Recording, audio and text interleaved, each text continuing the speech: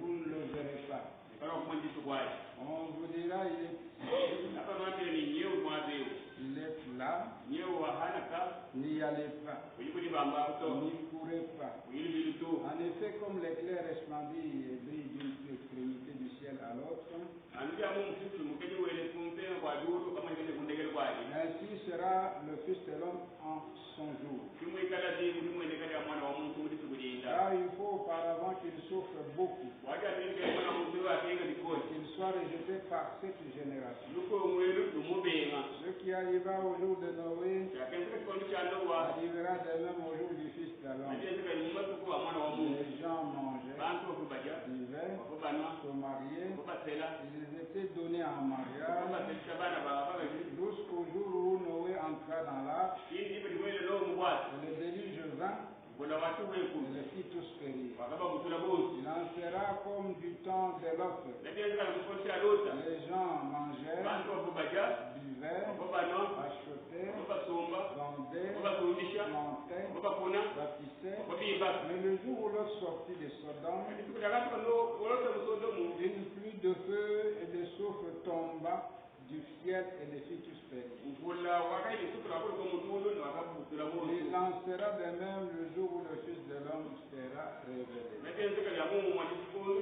Que Dieu bénisse la lecture de sa parole. Nous prions. Père Céleste, Seigneur, pendant le instant, nous te remercions ce matin pour la grâce que tu nous fais de venir dans cette maison d'adoration. Tu as appelé cette maison une maison de communion. Je crois que comme c'est une maison de communion, toi tu es notre communion, tu seras présent parmi nous pour nous conduire du début à la fin. Pendant que nous allons partager ta parole, sois avec nous pour enfoncer cette parole dans le cœur de chacun de tes prédestinés. Parce que tu as dit que les messages c'est pour les prédestinés, les gens que Dieu connaissait avant la fondation du monde. Que puisses-tu manifester ce peuple-là, qu'ils puissent te croire et t'adorer tout le reste de leur vie. C'est pour cela que nous lisons cette portion de l'Écriture. Aide-nous à la comprendre. Nous avons besoin d'une meilleure compréhension. Par une meilleure compréhension, Seigneur, fera que nous puissions avoir la communion les uns les autres. C'est pour cela que Dieu Tout-Puissant nous mérite élevé. Nous sommes venus dans ta maison, nous avons des requêtes sur notre cœur que nous voulons te présenter. Puisses-tu, Dieu Tout-Puissant, les recevoir. Nous avons des amis malades partout. Sois pour Dieu pour te révéler à eux comme le Dieu qui guérit, les grands médecins, les hommes de Galate. Bénis notre rassemblement, de sorte que chacun reçoive ce qu'il est venu demander. Car tu as fait une promesse que tu seras parmi nous et que quoi que ce soit que nous accordions te demander, tu vas nous accorder afin que notre joie soit parfaite. Il en soit ainsi ce matin car nous l'avons demandé au nom de William Branham pour sa gloire. Amen. Nous pouvons nous asseoir. Nous allons terminer aujourd'hui que nous avons commencé la semaine passée. Nous posons la question comment William Branham interprète l'île du 1730. Nous avons vu premièrement que selon Frère Branham, l'île du 1730, la grande prophétie de ce jour-ci. Nous avons lu dans le signe de 1963, au paragraphe 234 jusqu'à 238. Le Frère Branham dit ce que Jésus disait dans ces textes, c'est que Dieu se fera homme sur la terre au dernier jour. Nous sommes allés dans le signe de 1964. Nous avons lu le paragraphe 19 et 21. Et puis le paragraphe 144, 146. Nous avons trouvé Frère Branham nous recommander de recevoir ce Christ qui se manifesterait en ce jour ici comme un homme. Nous recommandons de le recevoir pour appeler. Frère Branham dit que dans la voie du signe, paragraphe 199, 198, et puis 160, 166. William Branham dit, le Fils de l'homme se révèle au dernier jour pour appeler ceux qui sont prédestinés à la vie. Ceux qui viennent de toutes les nations, de toutes tribus de la terre, de toutes races. Ils sortent de ces endroits-là pour recevoir, pour porter le nom de Christ. Ils se révèlent au dernier jour. Frère Branham a appelé ce peuple-là. C'est la nouvelle création. Ceux qui sont prédestinés à être des fils adoptifs de Dieu. Et des héritiers. Ceux qui héritent de tous les biens de Dieu. Et cela, nous l'avons trouvé dans l'exposé des âges de l'Église. À la page 329. Lisez la première partie de cette page. J'avais entendu, mais j'ai vu prêcher le 27 novembre 1962 au paragraphe 112. Branham dit, le Fils de l'homme se révèle à la sémence royale d'Abraham. Il les a appelés une nouvelle création, et ici il les appelle la sémence royale d'Abraham. C'est seulement cette sémence royale qui verra le Christ au dernier jour. Frère Branham dit, dans les douleurs de l'enfantement, il les a appelés un groupe de Jacob. Il les différencie du groupe de Saül. Parce que Saül était charnel, Jacob était spirituel. Jacob désirait le droit de l'un, alors que Saül a maîtrisé le droit de l'un. Branham dit, Esaü était rejeté de le ventre de sa mère, avant même qu'il n'ait pas fait quoi que ce soit. C'est pour que cette sémence qui verra Christ au dernier jour, c'est un peuple prédestiné, connu d'avance, choisi avant qu'il ne vienne sur la terre. Frère Branham, il les différencie de Saül, qui a méprisé le droit de l'être. Nous sommes allés dans ce matin aussi. Nous allons maintenant terminer avec ce sujet en prenant qui est ce monsieur Sédek.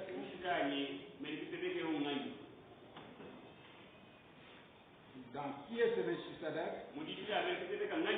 Frère Branham s'appelle ségrégationniste. Dieu lui-même est ségrégationniste. Il n'est pas un mélangeur. C'est ainsi que la promesse de Luc 17:30 pour les derniers jours concerne uniquement le peuple sorti des nations, les gentils. Pourquoi les gentils? William Branham dit, sur la terre, il n'y a que 3 races.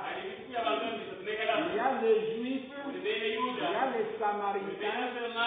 Ils sont des Samaritains, ce sont des métis. Ce sont des enfants qui étaient nés dans le désert, suite aux agissements de Balaam, lorsque Balaam séduisit le peuple d'Israël, pour que le peuple d'Israël puisse aller vers les gens des filles des nations.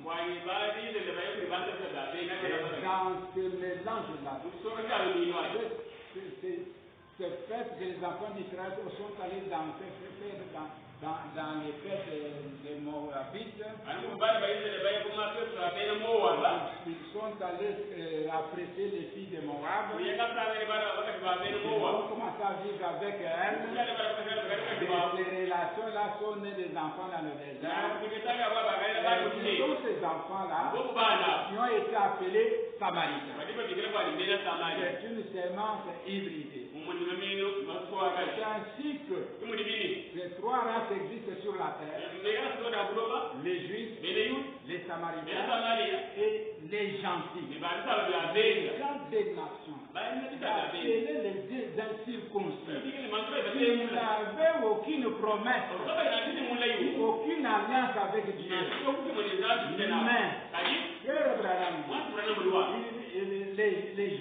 Mais les Juifs et les Samaritains avaient une seule promesse, la venue du Messie. Maintenant, les nations, eux, n'en avaient pas. Ils n'avaient aucune promesse. C'est ainsi que, quand Jésus est venu comme Messie sur la terre, il ne s'est manifesté qu'aux Juifs et aux Samaritains. C'est comme ça que Dieu sépare les choses. Je voulais vous lire d'abord. Prenons qui est ce monsieur Sadek. Avant qui est ce monsieur Sadek, nous allons lire l'enlèvement. L'enlèvement, nous sommes à la page, l'enlèvement du 4 décembre 1940. Nous sommes au paragraphe 117. Tout doit être manifesté dans le grain de blé. À la fin. Si vous prenez Luc 17, verset 30, il dit: ce qui arriva du temps de Sodome arrivera de même à la venue du Fils de l'homme, lorsque le Fils de l'homme commencera à se révéler. Qu'est-ce que révéler? C'est apporter la révélation de ce qui est dans ces jours-là. Et ainsi révéler aux gens la parole qui est pour ces jours-là. Celle-ci étant révélée aux gens par la manifestation du Saint-Esprit. Révéler, ce n'est pas venir enseigner. Révéler, c'est montrer la parole de ce jour-là dans sa vie. C'est pourquoi Frère Branham dit, celle-ci étant révélée aux gens par la manifestation du Saint-Esprit, montrant Jésus vivant au milieu de nous. Cela veut dire, nous les gentils, nous n'avions jamais vu Jésus. Nous devons le voir nous aussi. C'est ainsi que voir Jésus physiquement, Jésus a dit, vous ne me verrez plus. Nous devions voir Jésus manifesté dans la vie de William Branham. Ce qu'il dit ici, les Saint-Esprit, manifestation du Saint-Esprit, pardon déjà que c'est William Branham. Alors quand William Branham vient sur la terre, il est le Saint-Esprit. Il vient nous montrer Jésus-Christ dans sa propre vie. Lorsque Branham vient sur la terre, quand il commence à apporter son message, il produit Jésus sur la terre. C'est ça que le monde attendait. Frère Branham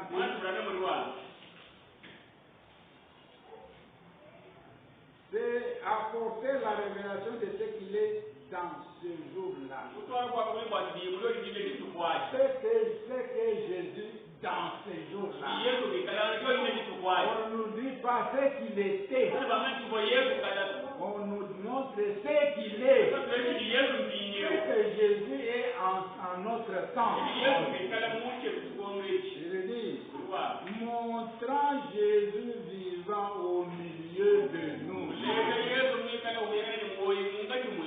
Ça nous enseignait que Jésus était à Nazareth. Jésus a multiplié les pains. Ce n'était pas ça. Mais nous montrer Jésus dans notre temps. Jésus vivant au milieu de nous. Nous prenons. Qui est ce monsieur? Nous allons un peu lire quelques paragraphes ici. Nous commençons paragraphe 143. Maintenant, remarquez encore, il y avait seulement 3 races de gens. Pour Branham, la terre est pleine de 3 races. Bibliquement parlant, vous savez, selon la géographie, quoi, la race blanche, la race jaune, la race rouge, la race noire. C'est ce que vous avez sur la terre. Mais la race dont parle Branham, ce n'est pas selon les couleurs de peau. Mais bibliquement, il n'y a que 3 races de gens. Branham dit, c'est vrai.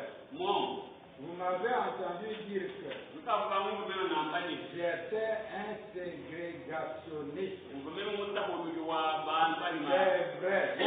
Tous les chrétiens sont des ségrégationnistes. Non pas à cause d'une ségrégation de couleur, mais ségrégation d'esprit. C'est vrai. La couleur de la peau d'un homme n'a rien à voir avec lui.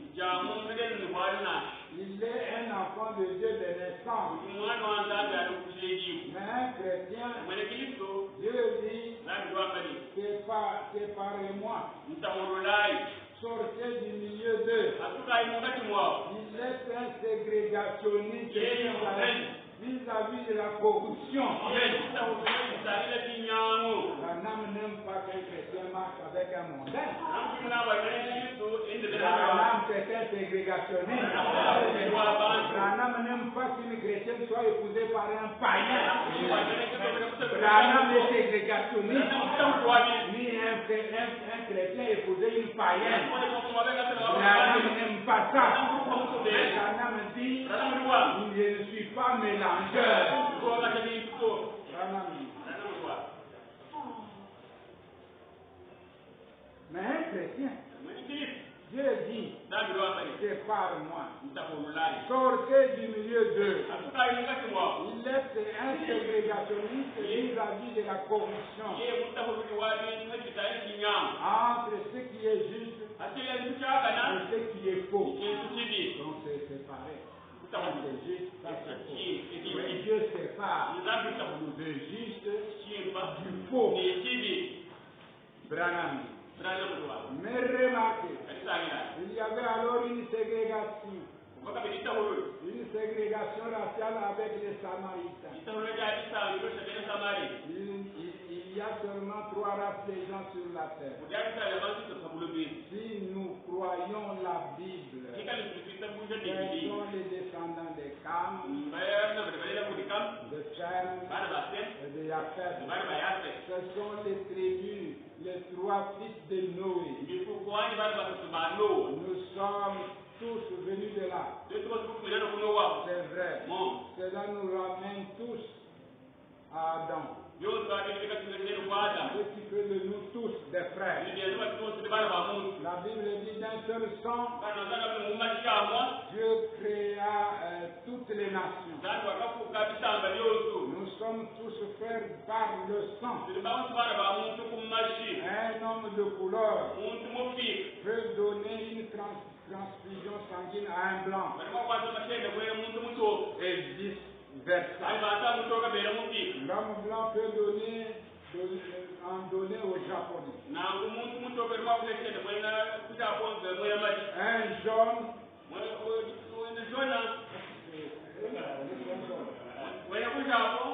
C'est un jaune. Ou à l'Indien. Un rouge. Oui. Je ne sais pas. Peu importe. Il pourrait nous donner une transfusion sanguine parce que nous avons tous le même sang. La couleur de votre peau, l'endroit où vous avez vécu, n'a rien à voir avec cela. La couleur de la peau vient de l'endroit où nous avons vécu. Comme nous sommes dans un climat tropical, il faut que nous soyons tropical. Ici, le soleil est très fort. C'est pourquoi on nous a donné cette ceinture pour résister aux rayons.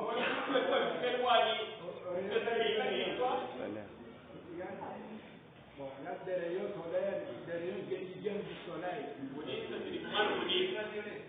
Ultraviolet. C'est pour résister à ces ultraviolets-là que nous avons cette ceinture ici. Il y a des rayons, ce qu'on appelle ultraviolets, qui peuvent vous tuer. C'est pourquoi Dieu nous a donné cette ceinture pour résister à cela. Vous trouvez déjà dans le climat tropical en train de prendre des produits pour devenir blanc. Ils se tuent eux-mêmes. Observez ce que sont devenus les hommes de 2000.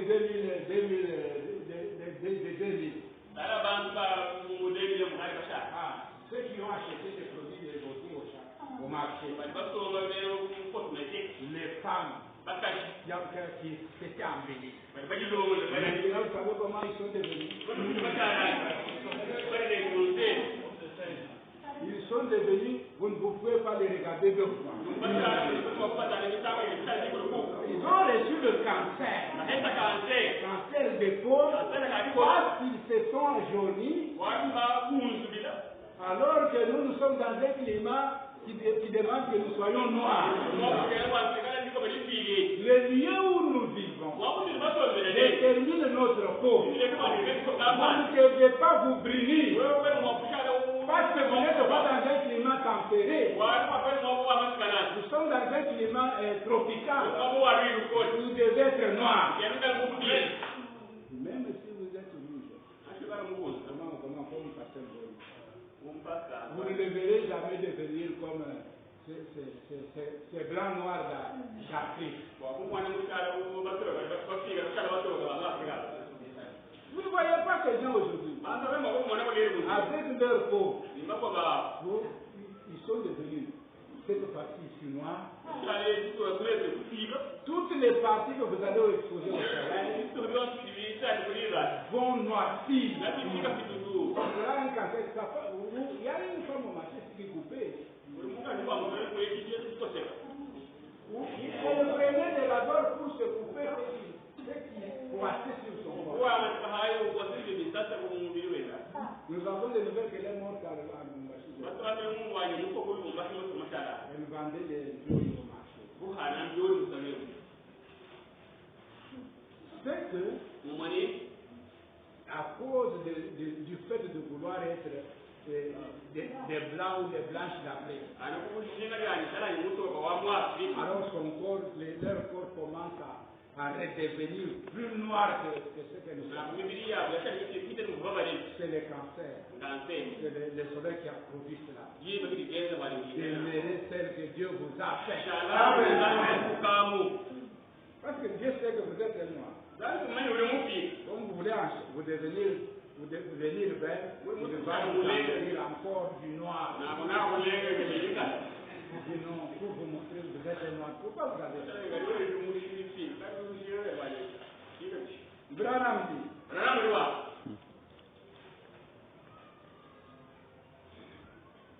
nous sommes tous des frères par le sang. Un homme de couleur peut donner la transfusion sanguine à un blanc. Et vice versa.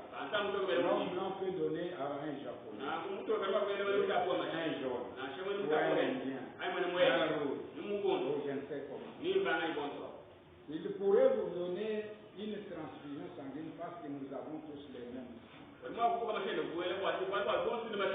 couleur de notre peau, l'endroit où nous avons vécu, n'a rien à voir avec cela. Nous sommes séparés lorsque nous sortons du monde. De même qu'il fit sortir Israël d'Égypte. C'est à ce moment-là que nous nous séparons des choses du monde.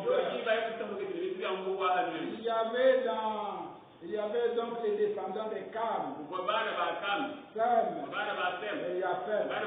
Et nous avions le temps, si nous avions le temps de remonter les généalogies, nous pourrions voir d'où sont venus les anglo-saxons. Il y avait le juif, le samaritain, qui était à moitié juif, et gentil. Les juifs s'étant mariés avec les gentils à la suite du agissement de Balaam et Moab. Ils étaient samaritains. Il y avait des juifs et des gentils. Or, nous, anglo-saxons, nous n'avions rien à voir avec cela. Nous ne croyions à aucun Messie. Il n'y a rien d'autre. Nous n'en attendions pas un. Nous avions été amenés après.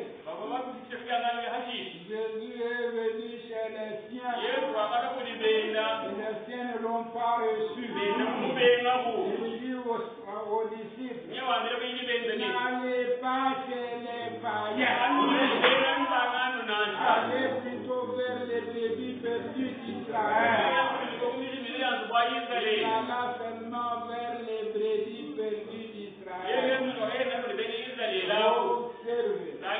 Il se manifesta en tant que fils de l'homme devant les Juifs. Mais il le rejeta. Les Samaritains, étant à moitié juifs, à moitié gentils, croyaient aussi et attendaient un Messie. Mais il n'en était pas ainsi pour nous. Nous étions des païens portant des massifs sur le dos.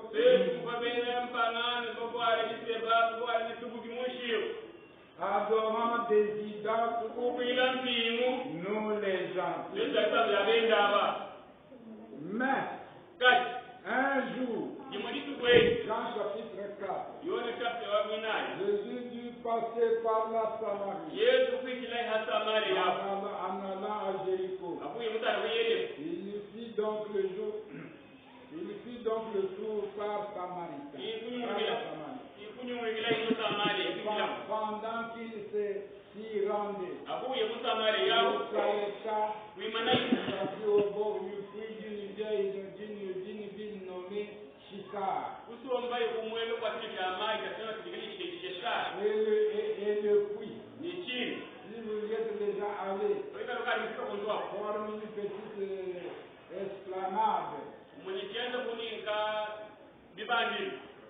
À peu près comme ceci. Il y avait là une source publique où tous viennent. Les femmes viennent le matin, prenant leur pot d'eau, en mettant un sur la tête, un sur chaque hanche. Et marche avec ça comme ça.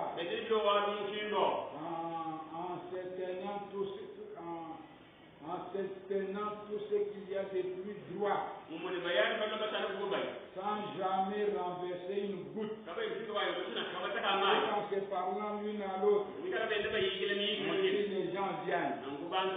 Et si Frère Branham explique comment c'est l'habitude orientale, le matin, c'était les dames qui sortaient de leur maison pour aller puiser de l'eau.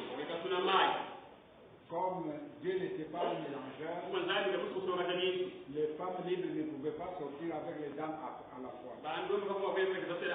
Alors ces dames-là portaient 3 criches. Une criche à la tête et d'autres criches tenaient à la hanche. De ce côté et de ce côté. L'une à la tête, et les deux en train de se parler. Voilà. Remontant vers la maison. Branham dit, elle ne perdait même pas une goutte d'eau. Elle marchait droitement avec leurs bras à l'aise. Avec leurs 3 criches. L'une à la tête, les deux aux hanches. Vous savez comment les femmes en Orient portent les châles. Les orientaux ici chez nous au Congo, on porte des châles sur la tête et d'autres sur le dos. Mais à l'Orient, les femmes de là portaient leur criche aux hanches. En train de poser à l'aise. Maintenant, Frère Branham,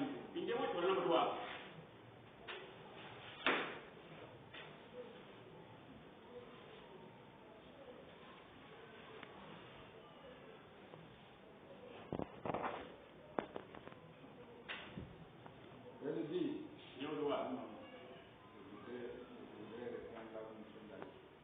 C'était ainsi, les gens viennent là. C'était donc environ 11 heures du matin. Il envoya ses disciples dans la ville pour acheter des pierres, de la nourriture. Alors qu'ils étaient partis, il vint là une femme de mauvaise réputation. Nous l'appellerions aujourd'hui une prostituée. Elle avait trop de maris. Ainsi, alors que Jésus était assis là, cette femme sortit vers 11 heures. Voyez-vous, elle ne pouvait pas venir avec les vierges. Parce que celles-ci venaient le matin chercher leur eau de lavage. Elle devait attendre jusqu'à ce que toutes elle ne se mélangeait pas comme elles le font maintenant. Vous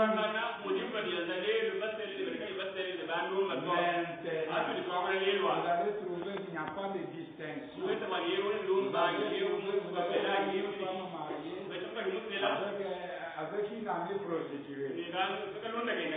Qu'est-ce qu'ils peuvent se partager? Dans l'ancien temps, les chrétiens n'étaient pas des mélangeurs. Remarquez comment le matin, les femmes vierges, quand elles sortaient, elles ne pouvaient pas sortir aller puiser de l'eau avec les prostituées.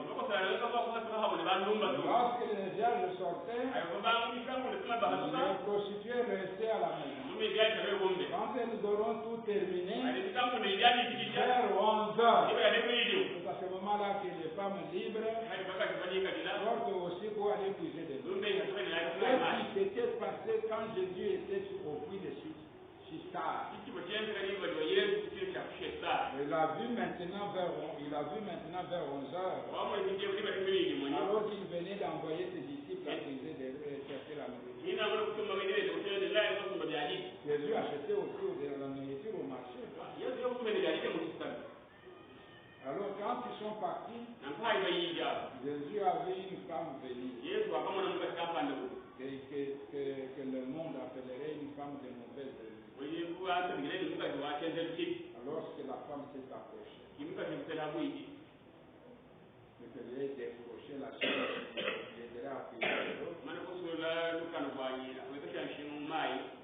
Je l'entendis, alors quelqu'un dit, femme,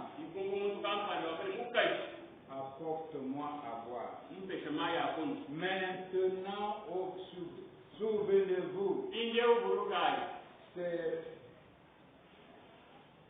Maintenant, souvenez-vous, c'est Melchisedec, c'est Jésus hier, le Fils de l'homme. Je le regardais autour de les yeux un juif. Je lui dis alors, monsieur, il n'est pas convenable qu'un juif demande quoi que ce soit à un samaritain. Je suis une femme de Samarie. Vous avez donc parlé d'une façon déplacée. Vous n'auriez pas dû me demander une telle chose. Nous ne traitons pas les uns avec les autres. Jésus lui dit, mais si tu savais qui est celui qui t'a parlé, tu m'aurais toi-même demandé à boire. Elle dit, mais comment vas-tu la puiser? Le puits est profond. Tu n'as rien pour le faire. Jésus lui répondit, l'eau que je donne, c'est l'eau de vie, jaillissant jusqu'à dans la vie éternelle. Il lui parla jusqu'à ce qu'il ait trouvé quelle était sa condition. Il dit alors, observez maintenant ce qu'il lui a dit. Va chercher ton mari. Viens ici. Elle dit, je n'ai point de mari. Il lui dit, tu as dit la vérité. Car tu en as eu 5. Celui avec qui tu vis maintenant n'est pas ton mari. Donc, en ceci, il a dit la vérité. Remarquez la différence entre cette femme et cette bande de prêtres. Elle en savait davantage à propos de Dieu que tous ces prêtres mis ensemble. Elle dit, Seigneur, je vois que tu es un prophète. Elle ajouta, nous n'en avons pas eu depuis 400 ans. Cependant, nous savons que le Messie va venir. Quand il sera là, il fera. Et c'était le signe du Messie. Car il était le Fils de l'homme. Il a dit, qu'est-ce qu'il fera lorsqu'il viendra? Tu dois être son prophète. Il lui a dit, je le suis. Personne d'autre ne pouvait dire cela. Elle laissa tomber sa cruche d'eau. Elle courut jusqu'à la ville en disant, venez voir un homme. Il m'a dit ce que j'ai fait. Ne serait-ce point le Messie lui-même? Maintenant, souvenez-vous, il a promis de faire cette même chose à la fin du temps des gentils.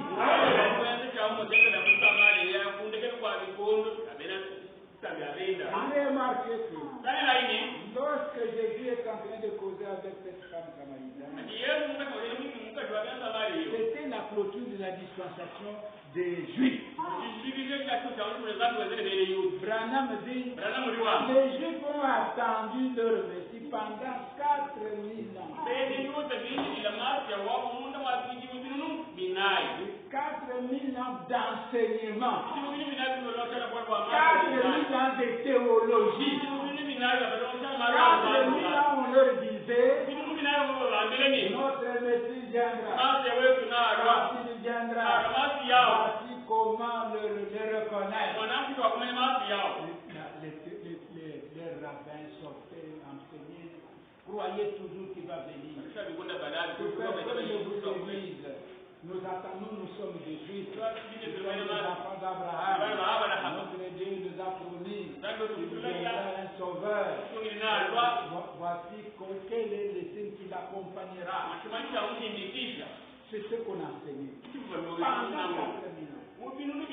Mais voilà, maintenant que Jésus vient sur la terre, accompagné du signe messianique.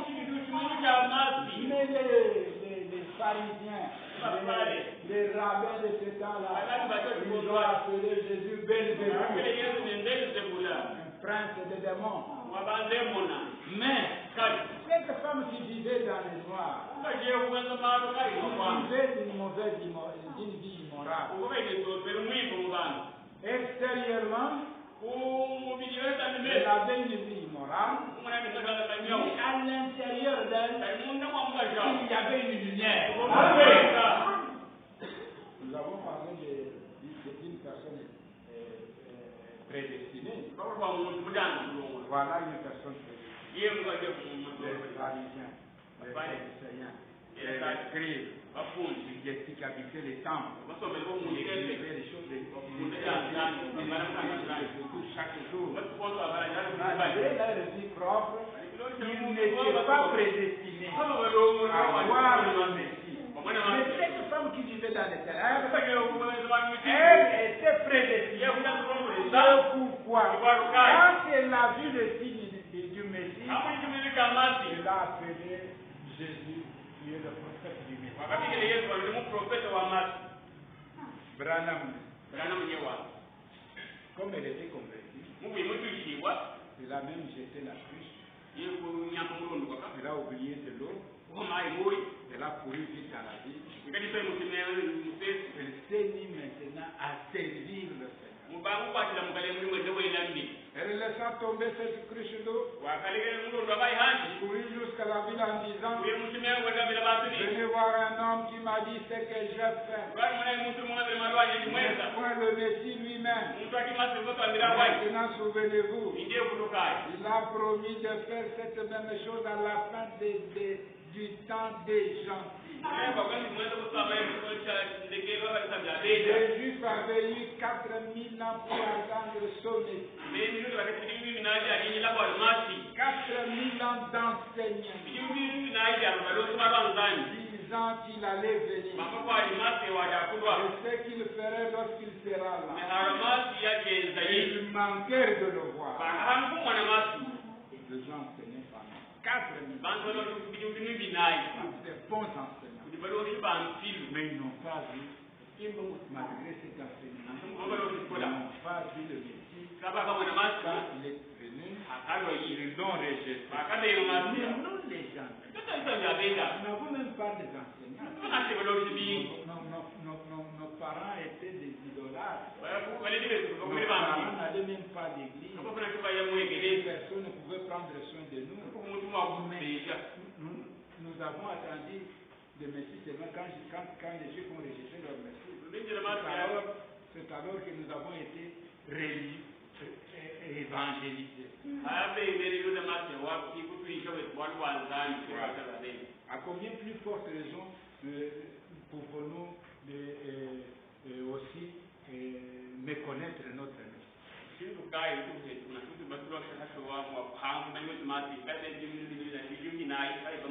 4000 ans d'enseignement. Disant qu'il allait venir. Et ce qu'il ferait, il serait là. Et ils manquèrent de le voir. Ils manquèrent de le reconnaître. Lorsqu'il se fit connaître conformément aux termes bibliques,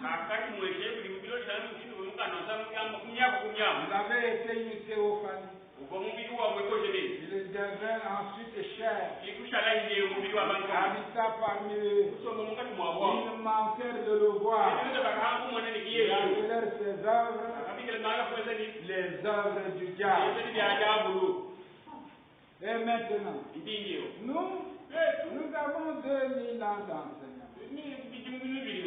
En passant après les apôtres, en passant par l'église catholique romaine, et puis l'église romaine à la grecque, jusqu'à l'Antiquité, des Wesley. Et encore, nous sommes passés par 900 ans d'organisations différentes. Au cours du temps, ils ont eu l'enseignement de tous ces arts. Or, il a promis que, juste avant que la fin de ce temps arrive, l'image de Sodome et de Gomorrhe, ce qui arriva du temps de Sodome, arrivera de même à la fin des temps, où le Fils de l'homme se révélera de nouveau. Encore un peu de temps, le monde ne me verra plus. Mais vous me verrez.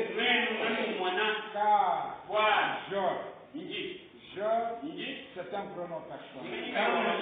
Car je serai avec vous. Vous-même en vous.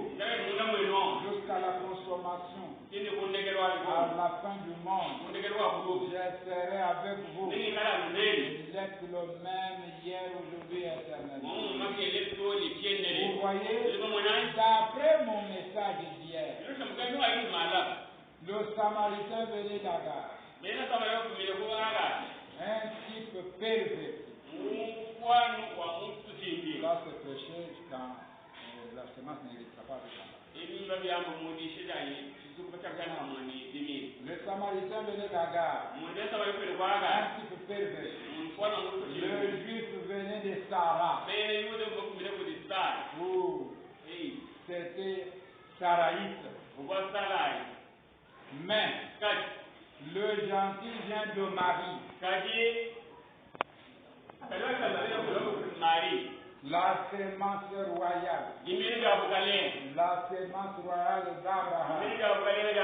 Or, il est promis que dans ces derniers jours, ce même Dieu, ce même Christ, reviendrait ici et se révélerait en tant que Fils de l'homme. Pourquoi? Il est le même hier, aujourd'hui, éternellement. S'il allait, s'il laissait ces Juifs s'en tirer, il leur a donné ce signe messianique. Ensuite, arrivé à la fin des enseignements des Juifs, des gentils, laissez ceux-ci entrer simplement sur la base de la théologie. Laissez ceux-ci, laissez ces gens entrer seulement sur base de la théologie. Il serait injuste. Il ne va faire la même chose. Parce que la Bible dit dans Hébreux 13:8 qu'il est le même. Remarquez que lorsque la Bible dit aujourd'hui c'est le même lieu de la Bible ne parle pas du corps physique.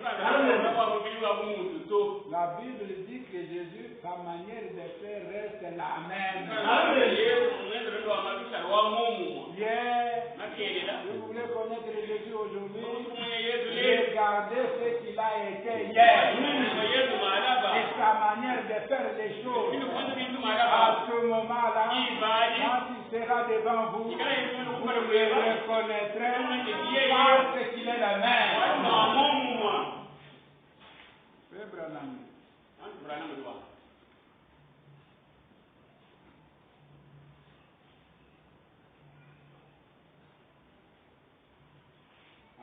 arrivez à la fin des enseignements des gentils,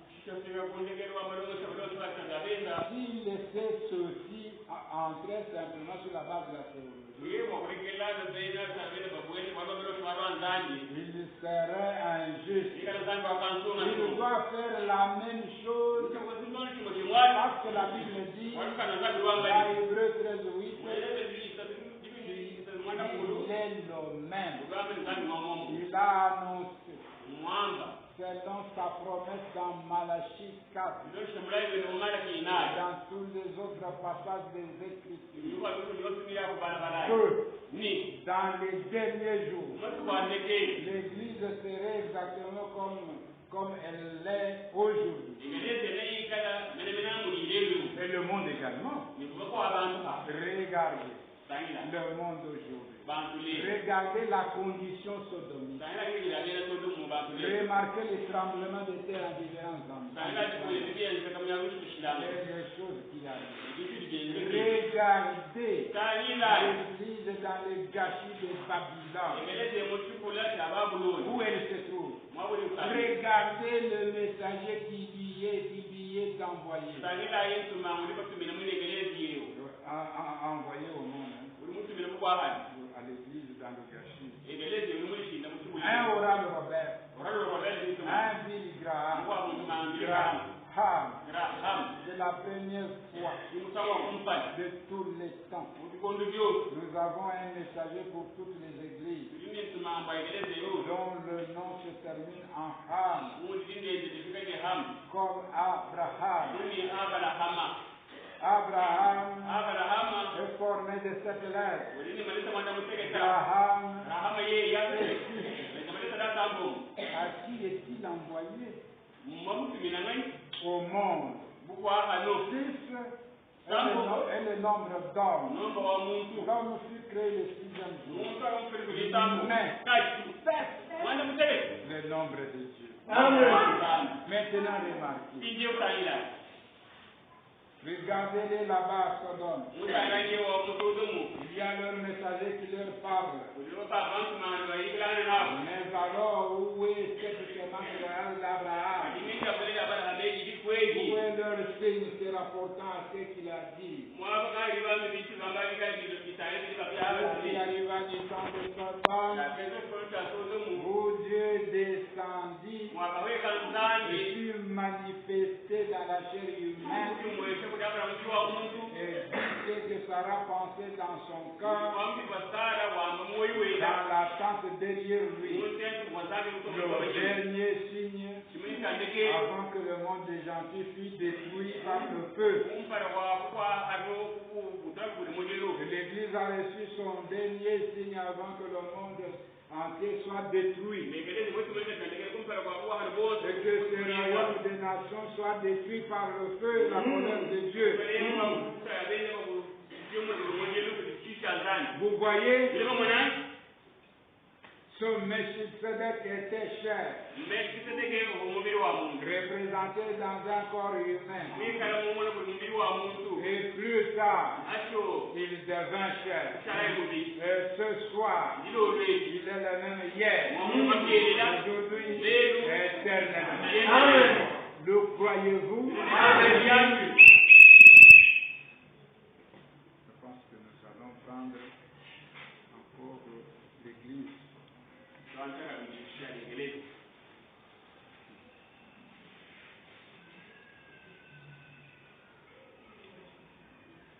allons prendre encore Dieu de Dans Dieu de voiler ce grand homme revint à la notion de la civilité. Parce que tout ce qu'il dit ici touche déjà à la civilité. Alors, Dieu de voiler, nous dirons quelques paragraphes. 51 jusqu'à 59.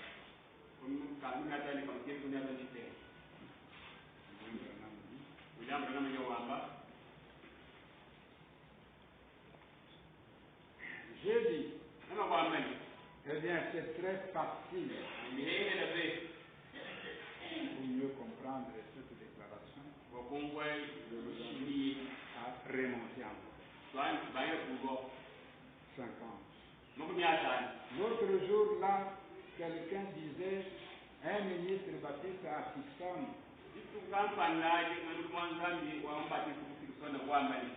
Comment pouvez-vous dire que Jésus et Dieu sont la même personne? J'ai dit, eh bien c'est très facile. Si vous abandonnez seulement votre propre pensée, et que vous y pensez dans les termes de la Bible, ils sont un et même, ils sont un seul et même être. Dieu est esprit. Dieu est un esprit.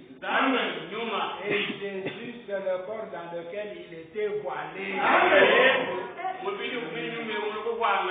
Voilà la divinité. Dieu est esprit. Ce qu'on appelle la divinité, c'est un esprit. Quand je me dis personne ne peut voir Dieu, cela veut dire que Dieu n'a pas une forme physique. Dieu est un esprit. Mais vous pouvez voir Dieu. Pourquoi? Dieu, maintenant, lorsqu'il veut que vous le voyez, bien qu'il ait un esprit, il vient entrer dans un corps. C'est pourquoi ces corps-là et Dieu sont un même être. Moi et mon Père sommes un. Frère Branham, ils sont un et même être. Dieu est un esprit. Jésus, c'est le corps dans lequel il était voilé. Voyez, je dis par exemple dans mon foyer, pour ma femme, je suis son mari. J'ai une jeune fille, Rebecca, je suis son père. J'ai un petit-fils qui s'appelle Paul, je suis son grand-père. Je suis un mari, un père et un grand-père. Ma femme n'a pas de droit sur moi en tant que père. Ou que grand-père n'a pas de droit sur moi en tant que mari. Elle n'a de droit sur moi qu'en tant que mari. Mais ma fille n'a pas de droit sur moi en tant que mari. Ou que grand-père. Elle est mon enfant. Vous voyez. Mais pourtant, ces trois personnes-là, elles sont toutes la même personne. Vous voyez. Alors, Dieu le Père, Dieu le Père, le Fils et le Saint-Esprit, ce sont simplement les droits rachetés, les droits rattachés à la dispensation.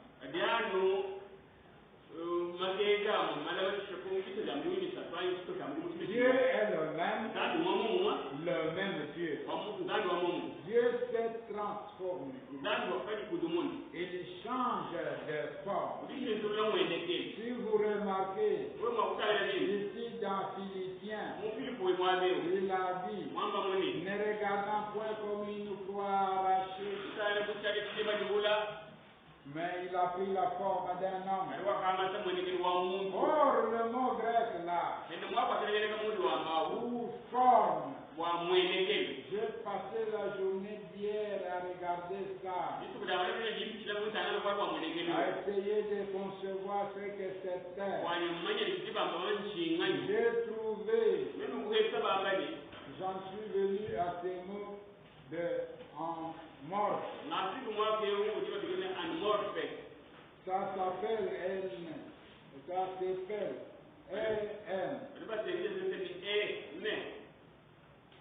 M-O-R-P-P-H-E.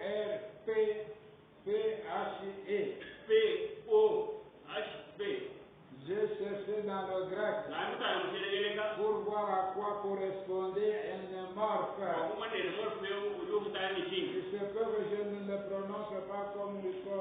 pas comme il le faut. Mais c'est pour ça que je les ferme. Parce que si on laisse sortir une bande, les gens sachent, les érudits sachent de quoi je veux parler. Quand un mort, ce qui veut dire, il s'est transformé, il était descendu dehors. Ce mot grec-là, ça veut dire que c'est quelque chose qu'on ne pouvait pas voir, mais qui est pourtant là. Et qu'ensuite, ça se transforme. Mais il peut le saisir. Vous voyez?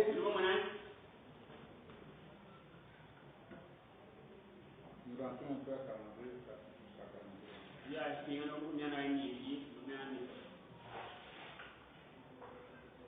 Frère Roy Robertson de l'Église, ici, il est présent. Je suppose que vous le connaissez tous. Sachant qu'il est un ancien combattant, sachant ce qu'il allait se passer, j'ai mis la main sur son épaule. J'ai dit, Roy Robertson, sois prudent, fais attention, quelque chose sur le point d'arriver. Je suis retourné à l'endroit où je devais me tenir. Un tourbillon s'est lancé, formé dans l'air. Il est descendu en traversant un canyon. Il était tellement grand qu'il a fracassé le rocher. À une profondeur de 8 ou 10 pouces. Au sommet de la montagne. On a posé des pierres à 183 mètres de là. Il l'a placé 3 fois. Il l'a placé 3 fois comme ça. Et une voix en est sortie. Vous voyez, ils étaient tous là. Dieu est présent en ce moment. Il est venu à moi, il a dit, c'est ce que tu me disais hier. J'ai dit, oui monsieur, c'est ça. Il a dit, mais qu'est-ce qu'il a dit? J'ai dit ça, il n'y a que moi qui dois le savoir. Tu vois, parce que ça alarmerait les gens. Alarmer. Les paniques. Ces gens vont paniquer. L'annonce du jugement à l'ouest. Alors si vous écoutez très bien, ici il est dit que ce dont Frère Branham parle de la notion de la délivrance. Quand on vous parle de Messie, Messie à l'est, Messie à l'ouest, ça ne veut pas dire qu'il y a deux Messies différents. Ça veut parler seulement de la manifestation du même Dieu dans une autre forme. C'est pourquoi il est dit une morte. Une morte, c'est Dieu descendu. Descendu, prendre un autre corps. Il est passé du Dieu invisible au Dieu visible. Nous pouvons prendre l'église sanitaire avant la tribulation. Page 17. Écoutez attentivement. Ça il faut. Dieu l'a réprimandé. On est en train de parler de Jésus. Jésus se retourna et dit, qui m'a touché? Dieu l'a réprimandé, il a dit, regarde toute la foule te touche. Pourquoi dis-tu, qui m'a touché? Il répondit, mais je suis devenu faible. La vertu ou la force est sortie de moi. Il regarda autour de lui avec ses yeux jusqu'à ce qu'il la trouva. Comment l'a-t-il fait? Nous ne savons pas. Mais il est le même hier, aujourd'hui et pour toujours.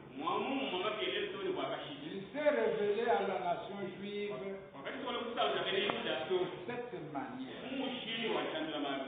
C'était lorsqu'il arriva chez les Samaritains, la femme qui était au puits, une charmante femme samaritaine. Rappelez-vous, il n'y a que 3 nations de peuples. Ce sont les Juifs, les gentils, les Samaritains, le peuple de Cam, le peuple de Sem, le peuple de Japheth. Et les Samaritains étaient moitié juifs et moitié gentils. Vous voyez, les Samaritains étaient moitié juifs, moitié juifs. C'était un mélange. Mélange entre les juifs et les gentils. Pourquoi il dit un Samaritain et moitié juif, moitié gentil? Il dit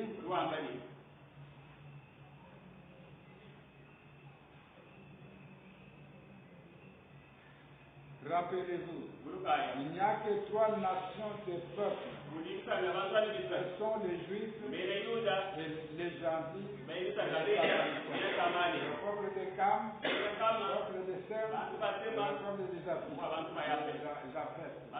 Et les Samaritains étaient moitié juifs et moitié gentils. Et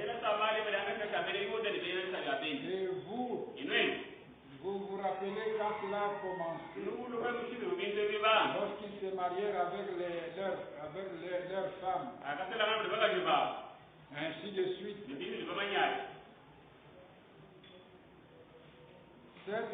Cette jeune femme est arrivée là. Ce que nous croyons dans notre pays être une femme de mauvaise réputation. Mais elle ne l'était pas. Ce garçon venu d'Irlande peut vous le dire. Ça, c'est un livre d'Irlande. Ça, c'est un livre oriental. Ça,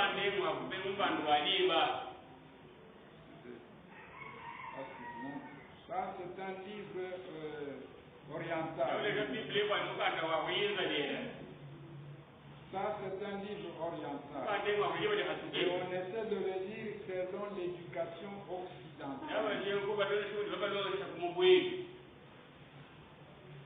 Cette femme samaritaine, lorsqu'elle s'est tenue au puits, Jésus lui dit, femme, apporte-moi à boire. Elle vient. Elle dit qu'ils avaient la ségrégation. Vous voyez, parce que les Samaritains venaient d'une relation condamnée par Dieu. Un juif ne pouvait pas collaborer avec une Samaritaine. Mais Jésus lui fit savoir qu'il n'y avait aucune différence. Dieu a créé tous les peuples d'un seul sang. Il a dit, si tu savais à qui tu parlais, tu m'aurais demandé à voir. L'entretien s'est poursuivi jusqu'à ce qu'il ait saisi son esprit. Alors qu'il découvrit quel était son trouble, il dit, va chercher ton mari et viens ici. Que se passa-t-il quand cela fut dit aux Juifs? Le Juif dit, tu es le Fils de Dieu. C'est juste. Qu'arriva-t-il à la Samaritaine lorsque cela lui fut dit? Va chercher chercher ton mari. Et puis viens ici. Elle dit, Seigneur, je vois que tu es un prophète. Maintenant nous savons que dans le Messie qui est le Christ, quand il viendra, il nous dira ces choses. Mais qui es-tu?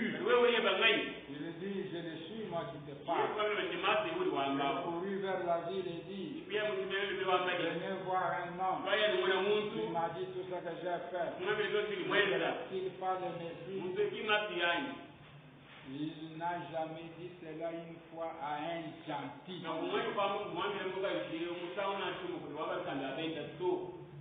Pourquoi il l'a laissé ainsi jusqu'à ce jour?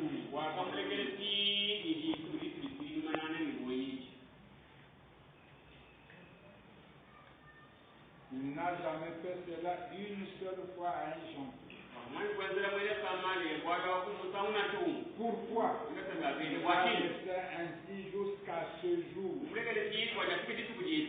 c'est ça qu'il a dit ici.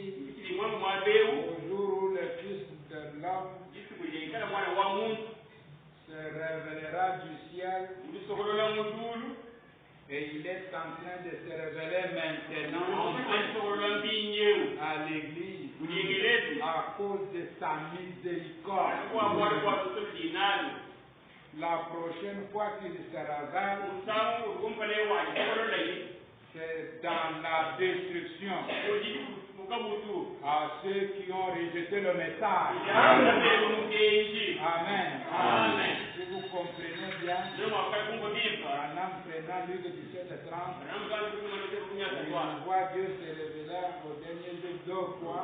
La première fois à l'église, Branham a fait la miséricorde de Dieu.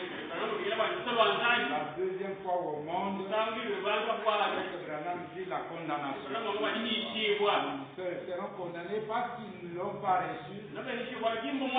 Lorsqu'il se révèle maintenant, ceux qui ne le reçoivent pas, ceux qui ne l'adorent pas, ceux qui ne le reconnaissent pas, attendent seulement la destruction. Le Très haut vous bénisse.